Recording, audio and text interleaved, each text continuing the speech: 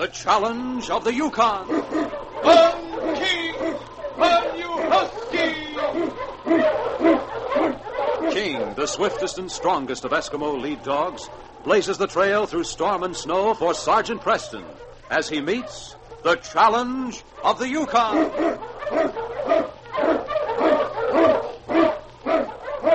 Sergeant Preston was typical of the small band of Northwest Mounted Police who preserved law and order in the Yukon during the gold rush of '98. That was the year that brought over 50,000 men swarming into the Klondike region, and the greed for gold led to frequent violence and bloodshed. But in spite of the odds against them, the force preserved a splendid record in maintaining the right. The challenge of the North was answered, and justice ruled triumphant.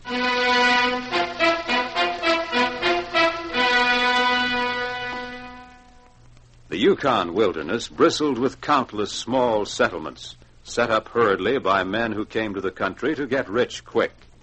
Placerville was such a town, more righteous than many, but it too had its share of lawlessness. In the Green Parrott Cafe, men were crowded in the back room, their voices raised. In the center of the crowd stood Brent Malone, a bewildered expression on his face. What's the difference what he says? We found the knife on him, didn't we? That's right. He murdered Banker Mac just as sure as you're a foot high. Hey, now wait a minute, fellas. We heard all we wanted, Malone. Quiet. You shut your mouth now, Clem. All right. We gotta handle this thing fair and square like. Nothing fair and square about the way he knifed Mac, was there? Well, murder's one thing we ain't had much of here in Placerville. All the more reason why we gotta take steps to make sure it don't happen again. All the more reason we'll give Fred the right to state his case. Plain for everybody to hear. Mind you now, I ain't defending him none, but, well, I say let him speak up. Well, I ain't in favor of it. He ought to be strung up. But if Joe says let him speak, then I agree with him. Well, I'm the owner of this cafe, and it's my opinion time wasted is time talking, and wasted, what is it? What? Hang him! That's what I say. Sergeant Preston, when did you get in? I got the news from the bartender when I came in. Well, I'm awfully glad you're here, Sergeant. Yeah, so am I. Now maybe we'll get some real action on this. You just get in, Sergeant? Yes. I found the town nearby deserted. Everyone seems to be gathered in the cafe. I'm mighty sorry about Banker Mac. Clem found him, and he rushed right over here with the news. Mac was knifed, Sergeant, and we discovered Fred had the knife that seems to have been used. Well, you can see for yourself, Sergeant. We handled it careful so as not to disturb anything. It might be animal blood, but it don't look that way to me. I've already seen Mac. I'd say he's been dead about 10 hours.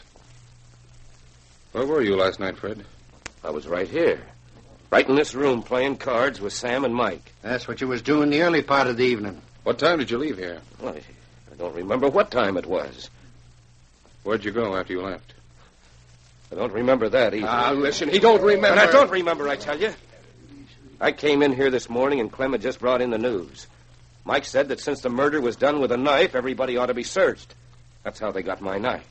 Everybody knows I always carry one. That's your story, Fred? Well, I know it's not such a good one, but it's the truth, I tell you. Yes, you're right. It isn't such a good one.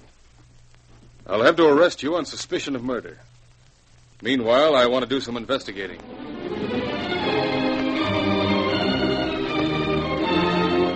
It was a few hours later. Mike Andrews restlessly paced the floor of the office in the cafe. Leaning forward in his chair, Sam Marshall's look of irritation was a contrast to the worried frown on the other man's face. Will you quit that walking up and down for the love of Pete? All right, so I'll stop. But you better start thinking of some way to stop Preston. I tell you, we don't have a thing to worry about. But the whole town thinks Fred's guilty. Now, sit down and take it easy. Now, listen, Sam.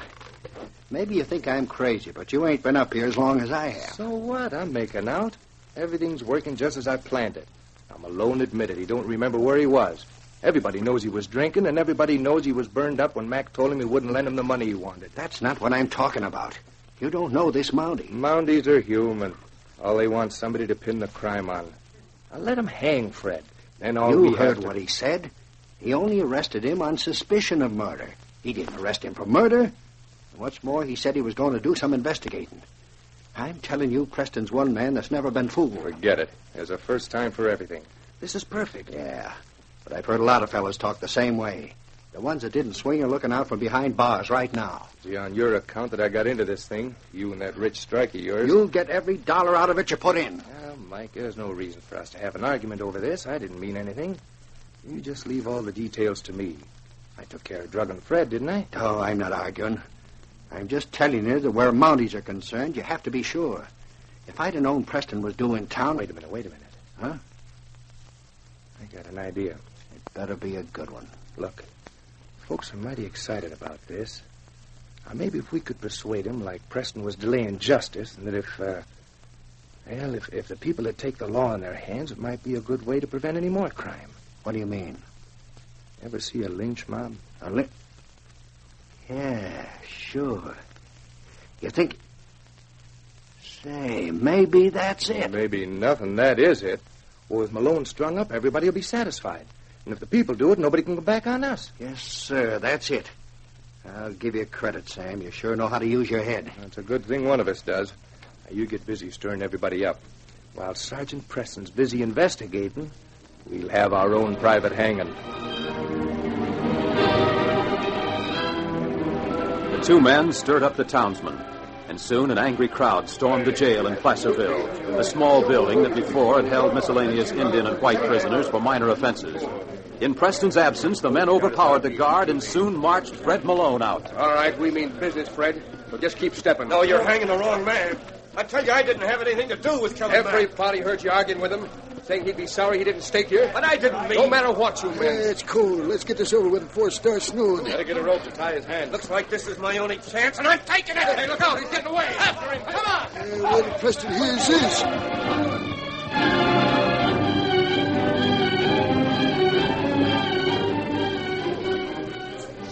Makes no difference what you men thought. You're all responsible for the escape of a prisoner. Sergeant, if there's anything we can do... Well, there's nothing you can do now. King and I'll set out to trail Fred. When we return, the men who are behind the attempt to lynch him will answer to me.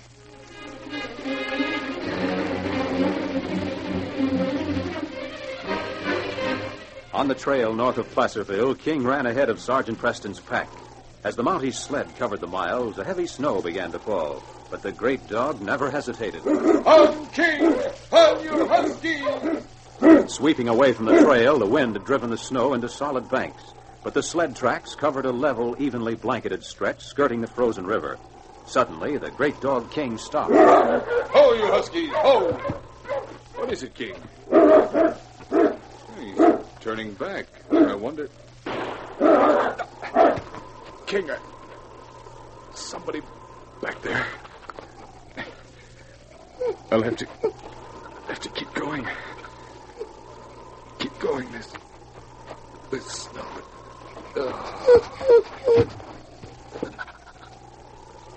The snow fell on the Mountie and on King's thick fur as he stood by his master, planting himself in front of the man as if to protect him. Glancing to the nearest drift of snow, he waited a moment, and then raced toward it. On the far side was an opening large enough for a man to pass through. The inside of the drift had been hollowed out, igloo fashion. It was there Fred Malone had sought refuge. What the... King, he's found me. Preston's trailed me. Don't worry, I won't try to escape. How can I out here? Might as well go out. That's funny. Seems like he wants something. Well, maybe trying to tell Preston he got me caught. But if Preston was with him, he'd be here by now. Well, I don't see him. All right, King, you don't have to pull me. I'm coming. Well, he's leading me. Say, that's a dog team. Well, I'll be... It's Preston, and he's hurt. He's been shot. Have to carry him. What? You... Never mind, Sergeant. You'll be all right. Taking you to my deluxe cabin. Who shot you? King. Now, don't you worry, King. We'll get him back on his feet. Might take a couple of days, but he'll be all right.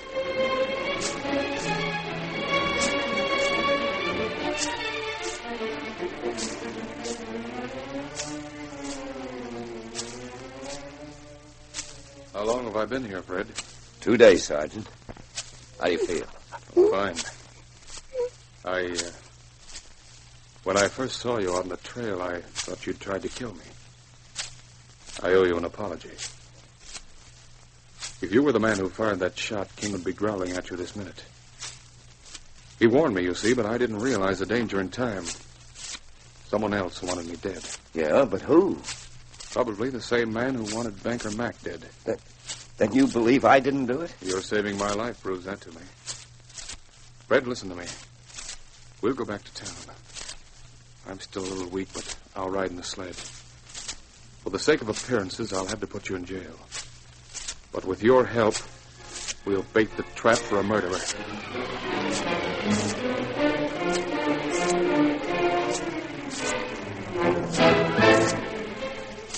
News of Sergeant Preston's return to town with his prisoner in custody spread rapidly.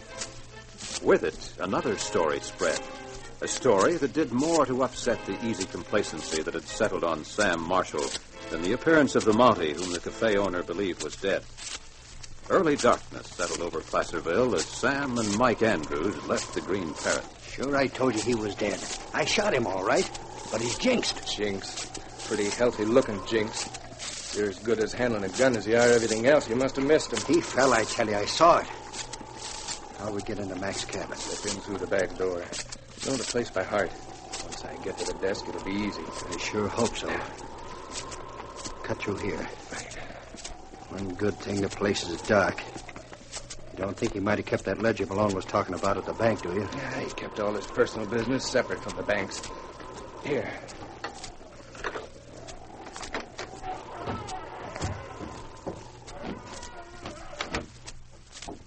Maybe that idea of Malone's was wrong. I never knew Mac kept a set of books for what he lent out private like. Mac was a banker. Once he put $1 in anything, he wrote it down. Fine time now to think of it. He could have saved a lot of trouble if you'd have remembered that the other night. If I'd have remembered it. Who thought of using Malone's knife and then planting it on him when we took him to the tent? Not you. I should have kept my mouth shut about the map. I should have been satisfied to let Mac stake me out. Stake you out on what? Money you lost at my place gambling? I could have gone to him and told him. You could have, but you didn't. If he knew you stole the map in the first place. We're splitting the gold 50-50, and don't forget it. Once I get my hands on his ledger, here it is. Wait till Yeah, this is it. Now nobody will know either one of us had any connection. Stand where you are, both of you. What in the... Recollect that man, Preston. You bet I will. Preston, I've heard all I need to hang both of you. That trick with Fred's knife is an old one, Sam. When he said he couldn't remember what had happened that night, I suspected he must have been drugged. Today I questioned the men here in town and learned that you two were behind that attempt to lynch him. And they almost did, too. There was one thing that baffled me about this whole business. I couldn't understand the motive for the murder. Obviously, it wasn't robbery. Well, they sure picked a good way to wipe out a loan. So Mac staked you, Mike. And you turned around and lost the money to Sam. Oh, the dirty skunk. Mac wasn't the kind to make the same mistake twice. Oh, you can drop that ledger now, Sam. There's nothing in it. What? I put it there today myself. Hey, what's that dog growling at me for? Get away from me. Hey, he's going to... He recognizes you. King never forgets, Mike. He knew you fired at me on the trail. You're crazy. I never fired. This is the one, huh, boy? I don't know what you're talking about. Well, maybe if you look at him more closely, King. Hey, get him away. Get him... Call him off. It was me. I did it. All right, fella, that's enough, boy. All right. Well, Sergeant, I'm sure glad this is cleared up. Yes, Fred. Thanks to you and King here, another case is closed.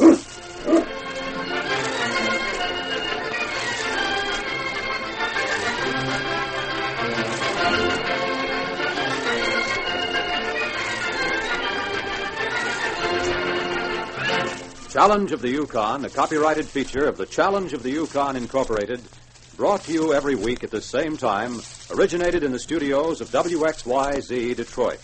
The characters and events in tonight's drama were fictitious. Bob Hite speaking. This is the Michigan Radio Network.